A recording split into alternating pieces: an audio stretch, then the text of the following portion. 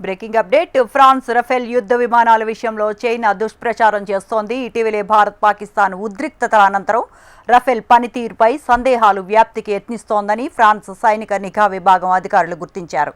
యుద్ధ విమాన ఖ్యాతిని, విక్రయాలను దెబ్బతీసేందుకు డ్రాగన్ ప్రయత్నిస్తున్నట్లు వారు పసిగట్టారు. ఇందుకోసం చైనా తన రాయబార కార్యాలయాలను ఉపయోగించుకుంటున్నట్లు వారు భావిస్తున్నారు.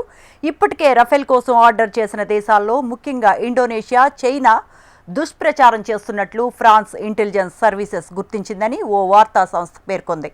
చైనా దౌత్య కార్యాలయాల్లో రక్షణ శాఖ అధికారులు యుద్ధ క్షేత్రంలో రఫేల్లు పేలవంగా పనిచేశాయని చెబుతూ వాటి అమ్మకాలను దెబ్బతీసేందుకు యత్నిస్తున్నారని తెలిపింది. ఇప్పటికే ఆర్డర్ చేసిన దేశాలకు మరిన్ని రఫేల్లు కొనుగోలు చేయొద్దని, ఆసక్తి చూపుతున్న ఇతర దేశాలకు చైనా తయారీ యుద్ధ విమానాలు తీసుకునేలా ప్రోత్సహిస్తున్నట్లు వివరించింది.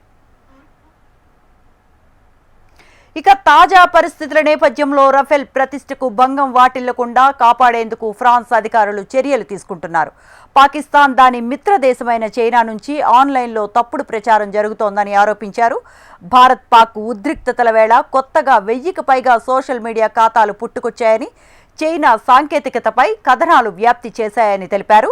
ఈ ఆరోపణలను చైనా కొట్టిపారేసింది. సైనిక ఎగుమతుల విషయంలో బాధ్యతాయుత విధానాన్ని కొనసాగిస్తున్నట్లు తెలిపింది.